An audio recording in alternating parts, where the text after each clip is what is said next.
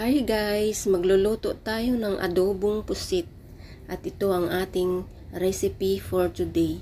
Ito ang ating mga sangkap na gagamitin. Ilalagay ko lang sa description ng ating mga ingredients. Una, magpainit tayo ng kawali at lagyan ng kaunting mantika. Yung tama lang panggisa. At kapag mainit ng mantika, ilagay na natin ang bawang na hiniwa ng maliliit. Sangkutsayin lang natin ang bawang hanggang sa maggulay brown. At huwag natin hayaan na masunog. Kailangan sangkutsahin natin. At isusunod natin ang iba pang sangkap na sibuyas. Sibuyas na hiniwa ko rin ng maliliit.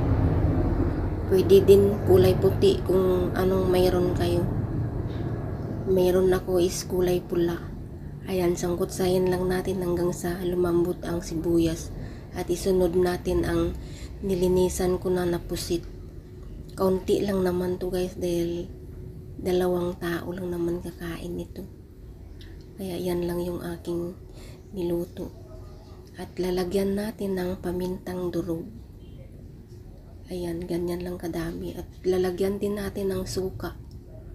Ang gamit ko dyan na panukat ay yung takip lang ng suka na nasa bote at maglagay din tayo ng konting toyo. Ayan ang ating sangkap na nilalagay dyan. At ihalo natin ng sandali lang. Maglagay tayo ng sili at saka paminta na dahon or bay leaf. Naglagay din ako ng sili na pangsigang.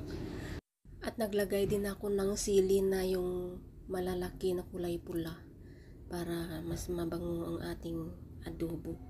At takpan natin sandali, mga 3 minutes, bubuksan na natin. At haluin natin ng saglit.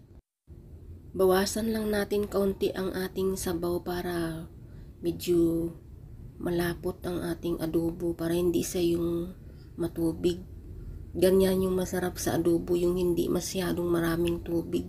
Ganyan lang siya guys, at ilagay na natin sa serving plate at tayo ay kakain na.